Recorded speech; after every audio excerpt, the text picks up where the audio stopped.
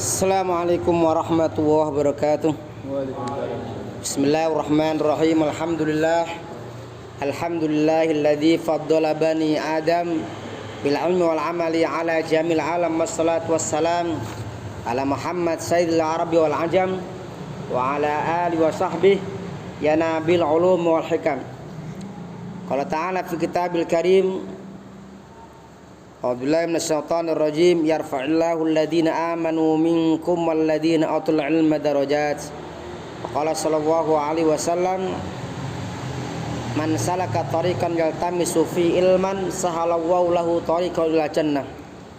Amma ba'du, hadirin jamaah pengajian Majelis Sindir Rasul yang dirahmati Allah Subhanahu wa taala, marilah kita akan masuk di pertemuan edisi yang ke-11 kajian fikih, yang mana kita akan membahas fikih sunnah edisi jilid yang pertama.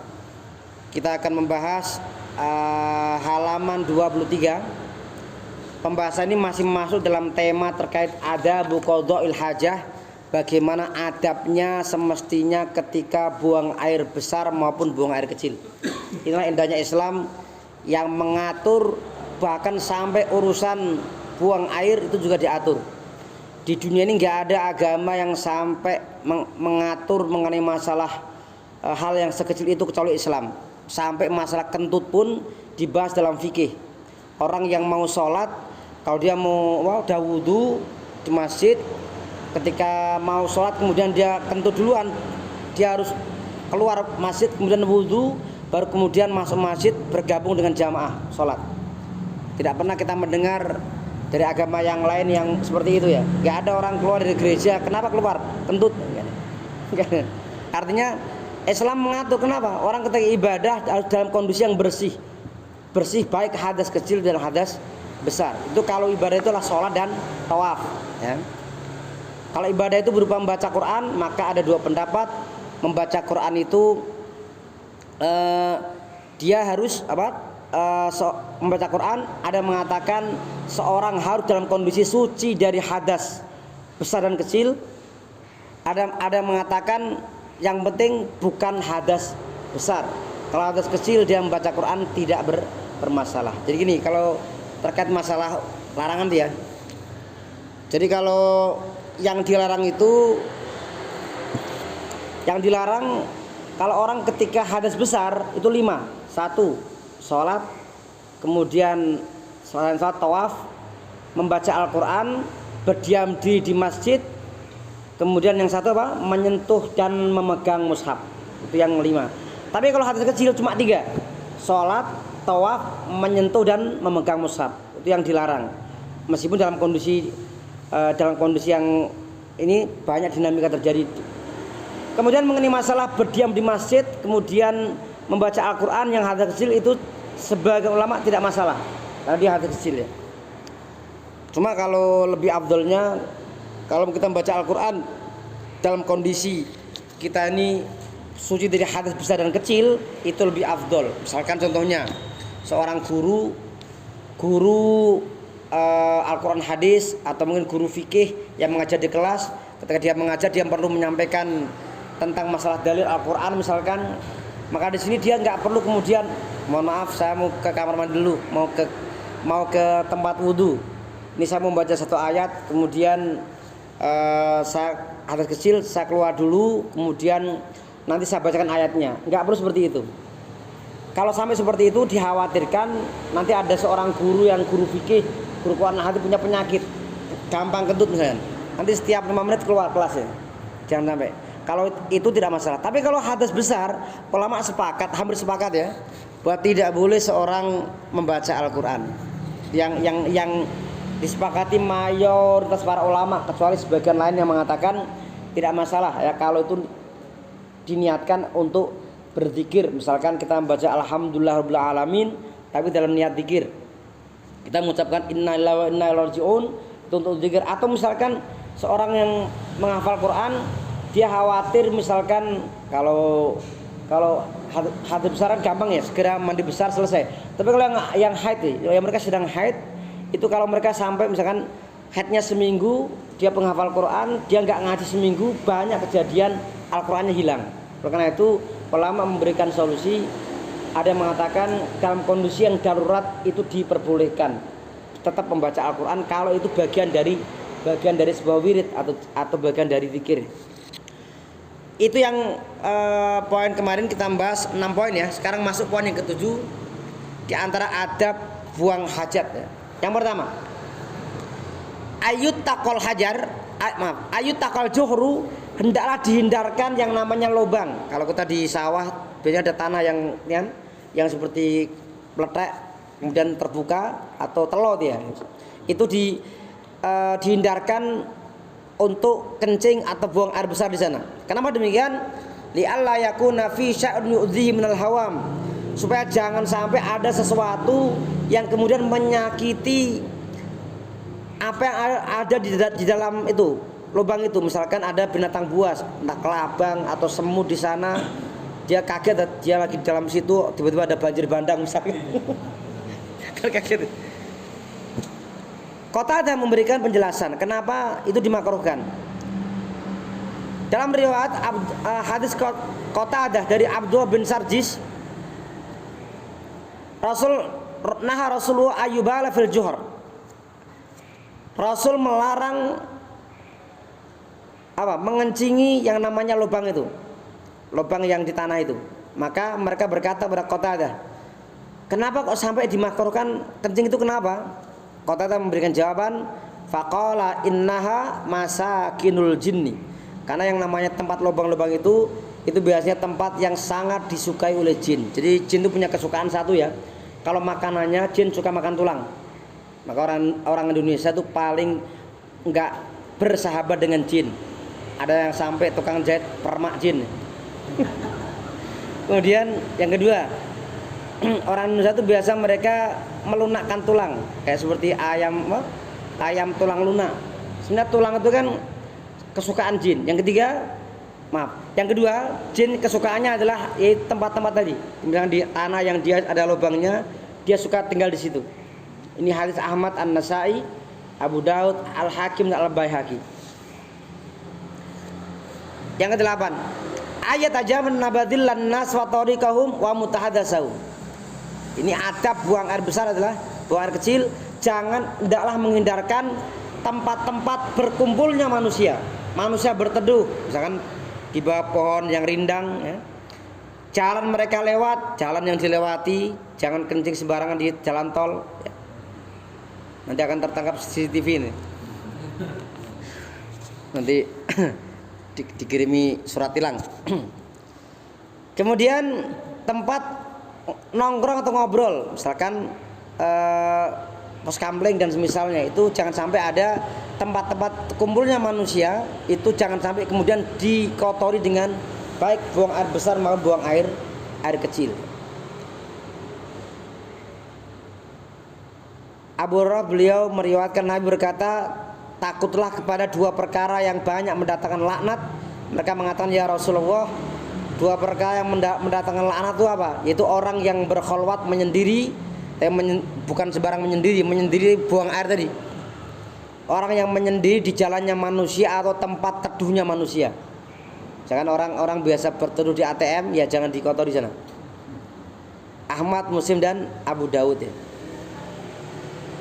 Yang ke-9, di antara adabnya adalah Allah yabula fi mustahammi.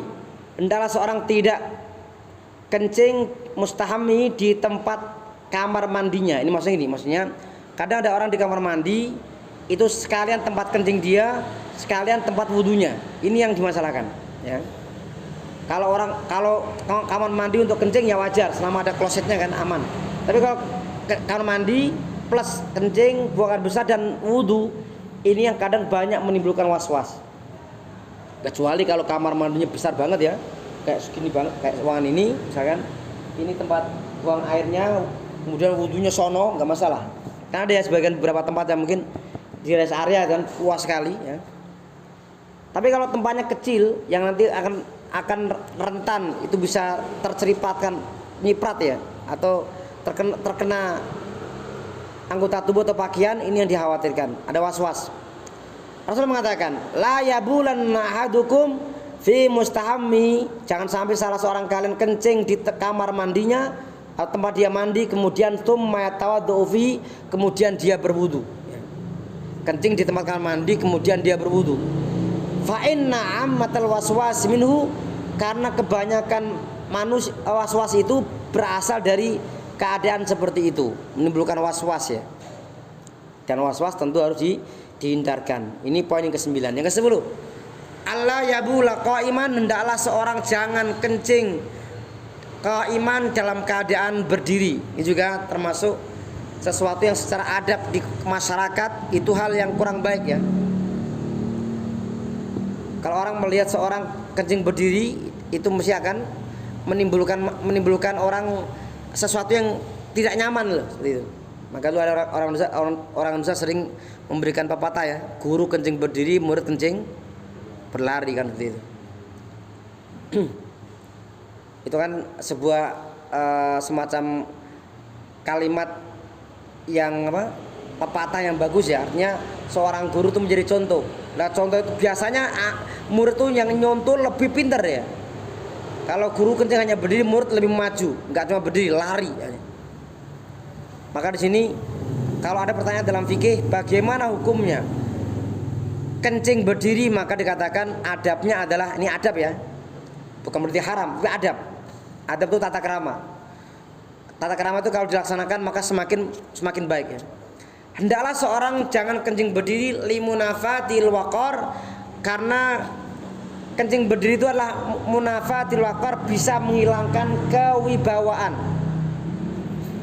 Orang yang kelihatan kencing berdiri, orang tuh melihat, tuh yang melihat tadi terus apa? Perasaan dia seperti nggak nyaman, terus merasa nggak hormat kepada orang yang seperti itu. Termasuk wa mahasil adat, dan termasuk adat yang baik. Wali annahu qad yatatayaru ali rasasu, dan sesungguhnya dengan kencing berdiri tadi itu kadang bisa yatatayar, artinya melayang-layang rasasu, cipratannya. Jadi dalam memahami hal seperti ini kita lihat satu dari kacamata adat ya, yaitu dalam adat masalah secara umum itu melihat orang kalau kencing berdiri nggak sopan, yang pertama. Yang kedua dari kacamata bahwa seorang yang kencing mestinya dia harus bisa menjaga diri dari jangan sampai najis. Nah kalau dia berdiri maka potensi terkena najisnya lebih gampang, meskipun mohon maaf kalau laki-laki dengan perempuan berbeda ya. Kalau perempuan berdiri itu nggak mungkin, kalau laki-laki berdiri mungkin dia punya alasan. Ini karena pertama di beberapa masjid itu menyediakan kencing berdiri yang pertama. Yang kedua, kalau kita ke rest area di tol-tol dia, biasanya kalau buang air kecil, lah itu udah disediakan 10 kamar, antrinya masih banyak. Maka disediakanlah lagi 10 lagi di luar. Kenapa? Biar mempercepat, biar nggak usah orang yang kebelet nggak usah dobrak pintu kan. Ada di luar bisa. Kan seperti itu. Kemudian yang ketiga, dari kacamata hadis yang riwayat yang paling sahih tentang tersebut. Jadi Aisyah mengatakan, man haddatsakum anna Rasulullah bala qaiman fala tusaddiqu. Jika ada orang yang bercerita kepada kalian anna Rasulullah sesungguhnya Rasulullah yabulu qaiman, bala qaiman, kencing berdiri, fala tusaddiquhu, maka jangan kalian percaya. Kata Aisyah, maka nayabulu illa jalisan, Rasul tidak pernah kencing kecuali dalam keadaan duduk. Lah, memang benar ada satu riwayat, tapi tolong ini jangan disampaikan ke masyarakat. Ini khusus yang hadir malam ini. Ini hadisnya dhaif, tetapi namanya hadis dhaif kan ada dua kemungkinan. Mungkin itu hadis, mungkin enggak. Beda dengan tadi, kalau hadis sahih jelas dari Rasulullah, jadi bisa diamalkan. Tapi kalau hadis dhaif kemungkinannya dua. Mungkin ini benar-benar hadis, atau kedua mungkin ada kemungkinan tidak. Tetapi ini berseimbang ya. Yang jelas tidak sampai kepada hadis palsu ya. Memang ada beberapa riwayat yang lemah, itu pernah menceritakan hadis Hudzaifah. Ini tolong jangan sampai diberitakan yang lain. Nanti kalau ini dibaca, khawatirnya nanti ada yang mempraktikkan di Masjid Al-Kautsar. Hudzaifah meriwayatkan Nabi SAW pernah sampai ke sebuah tempat sampah kaum, yang di situ tempat untuk membuang sampah, membuang semacam lumpur ya dan semisalnya. Maka Nabi saat itu beliau kencing dalam keadaan berdiri. Ini menurut riwayat dari Hudzaifah. Setelah itu ia minta aku mendekat, dan setelah aku mendekat kemudian beliau wudhu dan mengusap kedua sepatu musim dinginnya. Jadi kalau kita membaca di sini, satu dari segi riwayat, maka disebutkan Syekh Sabiq, riwayat yang paling sahih dalam kasus ini masalah kencing berdiri atau duduk tentang Nabi ya, itu yang paling sahih riwayat yang menyebutkan Nabi tidak pernah kencing dalam keadaan berdiri. Menurut Aisyah itu kan banyak membersama Rasulullah ya, ketika beliau di Madinah atau awal kan membina rumah tangga dengan Rasul, sehingga beliau selama kurang lebih 10 tahun membersama Rasulullah dan tidak pernah melihat Rasulullah kencing berdiri. Menurut versi Aisyah, ini hadis yang paling sahih. Nah tadi dari sisi yang lain memang ada riwayat yang lemah yang tidak sekuat yang pertama tadi dari Hudzaifah, bahwa Rasul pernah masuk ke tempat pembuangan sampah dan beliau kencing dalam keadaan berdiri. Cuma di sini perlu kita garis bawahi ada dua poin ya. Pertama adalah dari segi riwayat tidak sekuat yang pertama. Yang kedua, kalaupun ini riwayatnya bisa diamalkan, ini adalah dalam kondisi yang darurat.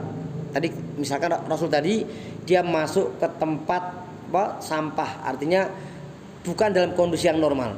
Kesimpulannya, kalau dalam kondisi yang normal ya sebaiknya tetap kencing itu dilaksanakan di dalam keadaan tidak berdiri atau dalam keadaan duduk. Ini yang lebih utama.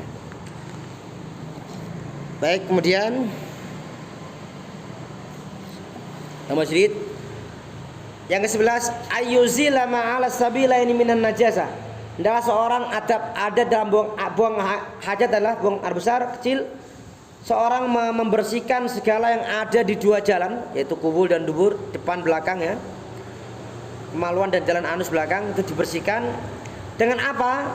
Yaitu mingkul li jamid, dari sesuatu yang jamid itu yang kasar, tohir yang bersih, qali'in lin najasah yang membersihkan najis, laisa lahu hurmah yang dia tidak di sesuatu yang punya kehormatan, punya kemuliaan. Tapi kalau hal yang dimuliakan jangan ya. Misalkan Misalkan istinja dengan sesuatu yang dimuliakan lah jangan. Tapi sesuatu yang kasar, ininya dia kasar bisa membersihkan najis dan dia bukan sesuatu yang dimuliakan di masyarakat. Artinya dia adalah memang sebagai perangkat yang memang dijadikan alat untuk biasa untuk membersihkan kotoran seperti itu. Jangan kemudian ini istinja pakai serban, jangan ya. Serban ini, jangan. Itu misalkan. Baik, kemudian Aisyah beliau meriwayatkan dari Nabi SAW bersabda, ketika salah seorang kalian pergi ke tempat buang air besar, hendaklah dia beristinja dengan 3 batu, itu mencukupinya. Jadi ada orang yang bersuci ya, ada kemungkinan satu. Kalau dia buangan besar, kemungkinannya pakai air saja. Yang kedua, pakai batu saja, boleh ya. Tapi yang penting jangan pakai pakaian najis. Jangan sampai ada teletong yang kering kemudian digunakan, karena dia najis. Sesuatu yang najis tidak bisa membersihkan yang najis. Ya sama, orang korupsi tidak bisa dibersihkan korupsinya dengan melakukan haji atau umroh, nggak bisa. Kenapa? Korupsi adalah haram ya. Haram tidak bisa membersihkan tidak bisa dibersihkan dengan perkara yang seperti ibadah, tidak bisa. Kemudian lanjut, pertama air saja, yang kedua mungkin menggunakan batu saja, atau yang ketiga menggunakan air dan sekaligus batu. Ini yang lebih utama. Tapi kalau kita nggak perlu saklek ini ya, karena di berbagai masjid saya kira mereka sudah siap dengan air. Ini zaman dulu ketika susah air ya. Kalau sekarang air itu gampang, tinggal pasang sumur bor, gampang. Masjid airnya susah, tinggal manggil tukang duduk ya, gali sumur, gampang, berapa meter siap. Intinya kalau di masjid nggak perlu menyediakan batu di kamar mandi, nggak usah ya. Cukup dengan air saja dan cukup mandi. Baik, demikian untuk materi yang ke-11 dari adab buang air Insya Allah bulan depan ya, kalau masih ada umur yang panjang kita ketemu lagi. Kita akan membahas masih hal yang sama mengenai adab buang air ya, besar atau kecil. Assalamualaikum warahmatullahi wabarakatuh. Waalaikumsalam.